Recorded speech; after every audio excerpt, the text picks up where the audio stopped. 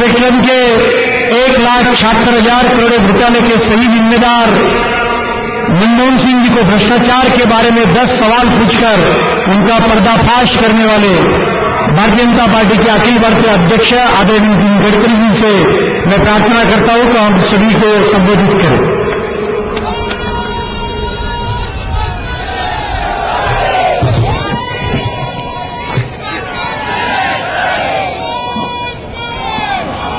आदरणीय अडवाणी जी, माननीय शरद जी, माननीय उद्धव ठाकरे जी, अजनाला जी, माननीय गोपीनाथ जी, माननीय मनोहर जोशी जी, मंचावर उपस्थित सर्व एनडीएच्या घटक पक्षाचे सन्मान्य नेते मंडळी आणि उपस्थित माझ्या बांधवांनी आणि बहिणींनी, 2010 हे हिंदुस्थानच्या इतिहासातलं असं एक वर्ष आहे की या एका वर्षामध्ये 2,50,000 कोटी रुपयाच्या भ्रष्टाचाराची प्रकरणं बाहेर आली आहे। या रकमेचा जर हिशोब लावला तर आपल्या जीडीपीच्या 3% ही रक्कम आहे। हे सगळे आरोप अडवाणीजींनी, शरद यादवजींनी, सुषमाजींनी, आनंद गीतेजींनी लोकसभेत केलेले नाही आहेत, तर 2G स्पेक्ट्रममध्ये 1,76,000 कोटी रुपयाचा घोटाळा झाला। ही वस्तुस्थिती देशाच्या संविधानाच्या नियमानुसार बनलेली सीएबी यांनी आपल्या रिपोर्टमध्ये ही फॅक्ट भारतीय संसदेसमोर मांडली आहे। 2G स्पेक्ट्रमचा घोटाळा एक प्रकारे ही मिनिस्ट्री जणू डीएमकेला आउटसोर्स करून दिली होती काँग्रेसने, अशा प्रकारचा व्यवहार काँग्रेस पार्टीने केला आहे। जे पत्र प्रधानमंत्र्यांकडे मारन नावाचे मंत्री त्यांनी पाठवलं, त्यात त्यांनी सांगितलं की तुमच्यात आणि आमच्यात जो करार झाला त्याप्रमाणे प्राईस ठरवण्याचा अधिकार आमचा आहे। ग्रुप ऑफ मिनिस्टर प्राईस बाबतीत कुठलाही निर्णय घेऊ शकणार नाही, हे आपण लक्षात ठेवावं। त्यावर प्रधान सचिवांकडे सेक्रेटरीने फाईलवर लिहिलं की अशा प्रकारचा निर्णय करणं देशाकरता घातक राहील, तरी प्रधानमंत्र्यांनी अनुमती दिली आणि 1,76,000 करोड रुपयाची लूट 2G स्पेक्ट्रममध्ये झाली। यह जो भ्रष्टाचार की बारात है, इसमें भ्रष्टाचार के प्रतीक के रूप में, दुल्हा के रूप में जरूर राजा है, पर भ्रष्टाचार की बारात में सभी कांग्रेस वाले भ्रष्टाचार के दलाल के रूप में, बाराती के रूप में उसमें शामिल है। ये बात बिल्कुल पक्की है। देश को लूट रहे हैं, जैसे गांव में अंधेरे में डकैत आते हैं, चोर आते हैं, गांव को लूटते और निकल जाते हैं, ऐसी देश में लूट मचाई गई है। कॉमनवेल्थ गेम में क्या हुआ, मैं अच्छी एक बात ढूंढकर मैंने निकाले, मनोहर जोशी सर को मैं याद कर लेना चाहता हूं। एक छोटा सा निर्णय किया गया कि कॉमनवेल्थ गेम में कोई भी कंपनी को कॉन्ट्रैक्ट दिया जाएगा, उस कंपनी को कॉमनवेल्थ गेम या ओलंपिक गेम का कार्य का अनुभव है, उसी कंपनी को प्री क्वालिफाई किया जाएगा। और यही सब गड़बड़ हो गई। इस एक निर्णय के कारण पूरे इंडिया की सभी कंपनियां डिस्क्वालीफाई हो गई। एक स्टेडियम, जवाहरलाल नेहरू स्टेडियम, जो 80 करोड़ में बन सकता है, उस स्टेडियम के ऊपर 980 करोड़ रुपए खर्चा हुए। जो कपड़ा फैब्रिक लाया गया वो यूएसए से लाया गया, सिलाई मैक्सिको में हुई, नट बोल्ट स्विट्जरलैंड से आए और रोड जर्मनी से आई और काम करने वाले कारागिर ऑस्ट्रेलिया से आए, आर्किटेक्ट और कंसल्टेंट ऑस्ट्रेलियन थे और काम करने वाले मजदूर भी ऑस्ट्रेलिया से आए। ये पूरा सामान हवाई जहाज से लाया गया। जवाहरलाल नेहरू स्टेडियम में संडास पर जो टाइल्स चिपकाई गई, उसके भी लायक हिंदुस्तान के कॉन्ट्रैक्टर नहीं है जो टाइल्स भी नहीं चिपका सकते। पर फॉरेन कंपनी को इसलिए लाया गया कि इनको लूट करनी थी। सर आपल्याला आठवत असेल की मुंबई पुणे एक्सप्रेस आहे आणि फ्लायओव्हर करता हीच कंडिशन टाकल्या गेली होती। मी आपल्याकडे आलो होतो, मी फाईल फेकून दिली आणि सांगितलं होणार नाही, बी इंडियन बाय इंडियन, मुंबईचे सगळे पड्डाण पूल आणि मुंबई पुणे एक्सप्रेस हायवे हिंदुस्तान मधले कॉन्ट्रॅक्टरच बांधतील, ही अट मला मान्य नाही। सर आणि मुंडे साहेबांच्या सपोर्टमुळे आम्ही निर्णय घेतला की जेवढे कॉन्ट्रॅक्टर असतील तेवढे हिंदुस्तानमधले ज्यांच्याजवळ मशीन नसेल त्यांना आम्ही 10% ऍडव्हान्स देऊ, 10% मोबिलायझेशन ऍडव्हान्स देऊ।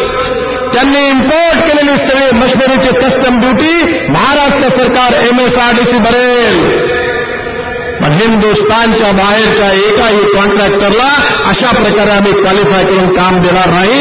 आम्ही 70 कॉन्ट्रॅक्टर क्वालिफाय केले आणि मुंबई पुणे एक्सप्रेस हायवेचं लोएस्ट टेंडर 3600 कोटी रुपयामध्ये आलं होतं। हे भाजप शिवसेना युतीच्या सरकारच्या काळात आम्ही केवळ 1650 कोटी रुपये पूर्ण करून 2000 कोटी रुपये वाचवले। मुंबईचे उड्डाणपूल 1800 कोटी रुपयाचे 1000 कोटीत पूर्ण झाले। शिवसेना प्रमुखांच्या हस्ते वरळी बांद्रा स्टीलिंग प्रोजेक्ट अर्धा प्रोजेक्ट आमच्या काळात पूर्ण झाला।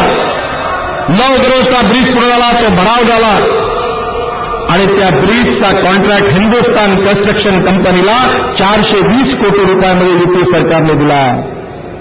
पण काँग्रेसवाल्यांनी काय करावं, युतीचं सरकार गेलं तर 420 कोटी रुपयाचा ब्रिज 1680 कोटी रुपयात बांधून आजही अपूर्ण आहे आणि काँग्रेसवाल्यांनी यात लूट केली आणि मुंबई आणि महाराष्ट्राच्या जनतेला आता टोल भरावा लागणार आहे। कॉमनवेल्थ गेम में यही हुआ, पूरे इंडियन कंपनीज को डिस्क्वालीफाई किया गया, लूट मची और ये लूट हिंदुस्तान की जनता का पैसा है। 10 लाख से ज्यादा किसानों ने आत्महत्या की है। एक समय की रोटी लोग नहीं खा सकते। प्लानिंग कमीशन के रिपोर्ट में 5 रिपोर्ट आई है, Tendulkar committee, Saxena committee, Sengupta committee, world bank committee, HM bank committee. 5 committee में यह रिपोर्ट आया है कि हिंदुस्तान के 50% आबादी ऐसी है कि जिनका रोज का इनकम 20 रुपए प्रतिदिन से कम है।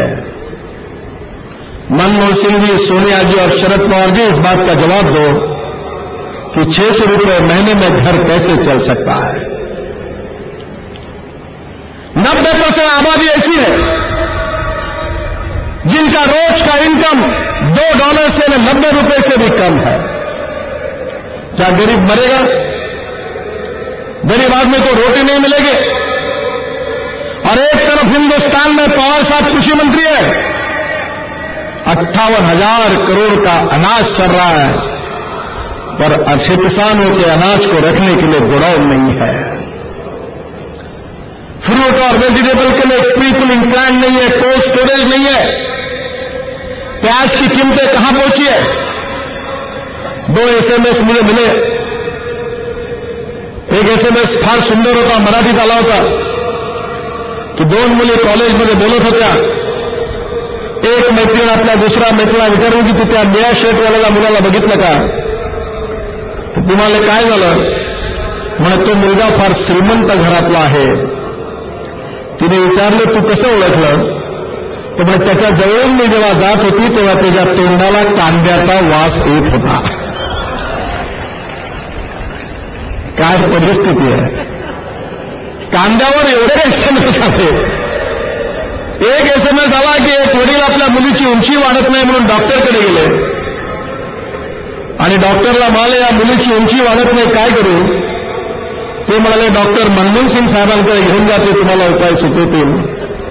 डॉक्टर मनमोहन सिंग साहेबांकडे गेले, तुम्हाला काही करू नका, हिचं नाव फक्त महागाई ठेवा, ही पटापट वरती वाढत जाईल.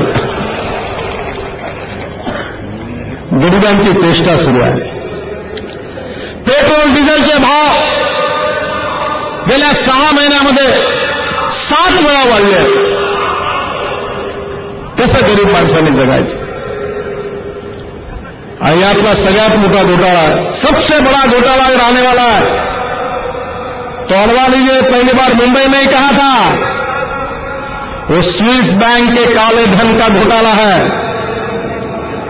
मेरे पास पूरे प्रूफ है, वीडियो कैसेट है, कागजात है, इनकम टैक्स ट्रिब्यूनल का जजमेंट है. आज तक भ्रष्टाचार के घोटालों पर जितनी बार बात हुई, उस हर एक बात का तथ्य विद एविडेंस हमारे पास है. मैं कांग्रेस के नेताओं को पूछना चाहता हूं, इसका जवाब दो. विम चिंदा के अकाउंट में उसके लड़का अभी जिंदा है, उस कंपनी का नाम मेरे पास है, स्विस बैंक में उसका अकाउंट नंबर है, किसको मिला सब डिटेल मेरे पास है. ये कौन कॉटरची है? सीबीआई के इंक्वायरी में गांधी परिवार के सिक्योरिटी इंचार्ज का बयान मेरे पास है, उसकी वीडियो कैसेट है कि 27 बार कॉटरेचू गांधी परिवार को मिलने के लिए गए थे. उनकी पत्नी भी मिलने के लिए जाती थी और राजीव गांधी और सोनिया गांधी भी उनके घर में जाते थे. उनके रिश्ते बहुत गहरे थे. कॉटरेचू हिंदुस्तान से भाग गए. विंग चड्डा के अकाउंट से 41 करोड़ रुपए कॉटरेचू के अकाउंट को दलाली के रूप में बेफोर से दिए गए. कांग्रेस पार्टी जवाब दो कि जो कॉटरेचू को डायरेक्ट गांधी परिवार में एक्सेस था, जो राजीव गांधी और सोनिया गांधी को अपने रिलेशनशिप जैसे बन के एक बहुत अच्छे संबंध थे, ये बताओ कि आप कॉटरेचू का आपके साथ कांग्रेस पार्टी के साथ क्या संबंध है? ये पैसा किसको मिला, किसको दिया, किसने दिया?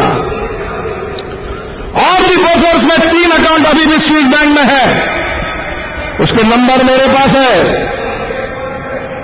उसके आगे के रहस्य मैं यहां बोलना नहीं चाहता. और इसलिए मांग कर रहे कि देश को लूटने वाली ये कांग्रेस पार्टी है, डकैतियों की पार्टी है, ये चोरों की पार्टी है, ये हिंदुस्तान को लूटने वाले लुटेरे हैं. जब तक इनको हम नहीं निकाल देंगे, तब तक हिंदुस्तान का भविष्य कभी नहीं हो सकता. ये बात आप अच्छी तरह से ध्यान में रखिए. 2,60,000 करोड़ की लूट, बोफोर्स की दलाली. अब कांग्रेस पार्टी का मुंह काला हुआ है, तो क्यों नहीं जवाब देते? क्यों नहीं सामने आते? जहां गए वहां भ्रष्टाचार. वहां आसाम में गुवाहाटी में थे, वहां कांग्रेस की सरकार इतना भ्रष्टाचार के एक डिप्टी इंजीनियर के घर में एक दीवार तोड़ी, तो दीवार से 14.5 करोड़ रुपए की सूटकेसेस बाहर निकले. इतना पैसा बाहर निकला. जिसके हाथ में मिल रहा है वो बस लूट रहा है. महंगाई बढ़ रही है, भ्रष्टाचार बढ़ रहा है, किसान आत्महत्या कर रहे, युवा बेरोजगार है, भूखमरी गरीबी बढ़ रही है. क्या इसी प्रकार से चलता रहेगा तो देश का भविष्य क्या होगा? क्या गलती की अडवाणी जी ने, शरद यादव और सुषमा जी ने? भाजपा, शिवसेना, जनता दल, अकाली दल सबने मांग की कि आप जेपीसी की इंक्वायरी दीजिए. क्यों डरते हैं? डरने का कारण क्या है? क्योंकि दाल में कुछ काला है. इनकी हिम्मत नहीं है कि इनका मुंह काला हुआ है, और इसलिए भ्रष्टाचार की इस इंक्वायरी के लिए जेपीसी देने के लिए तैयार नहीं है. और इसलिए एनडीए ने निर्णय किया कि जो पार्लियामेंट में नहीं हो सकता, उसके लिए हम जनता की अदालत में जाएंगे और संघर्ष करेंगे. इन भ्रष्टाचारियों के खिलाफ, देश को महंगाई से ग्रस्त करके गरीबों का जीवन असह्य करने वाले इस यूपी और कांग्रेस सरकार के खिलाफ हम आंदोलन करेंगे, महासंग्राम करेंगे. बहनों और भाइयों, आपको आखिर में एक ही बात बता देना चाहता हूं कि महंगाई, भूखमरी, बेरोजगारी, भ्रष्टाचार, इसका संबंध किसी व्यक्ति की जात, पंथ, धर्म, भाषा और उससे नहीं है। इसका संबंध भ्रष्ट प्रशासन और गलत आर्थिक नीति और नीतियों से है। और जब तक कांग्रेस रहेगी तो ये भविष्य नहीं बदल सकता। और इसलिए जो भ्रष्टाचार के खिलाफ, महंगाई के खिलाफ ये जो महासंग्राम एनडीए ने आपको आह्वान करके शुरू किया है, उसको आप सहयोग दीजिए, उसको साथ दीजिए और पूरी शक्ति के साथ इस संघर्ष में आप रोड पर आइए। इतना ही आह्वान आपको करते हुए मैं मेरा भाषण समाप्त करता हूं। धन्यवाद। जय हिंद। नमस्कार।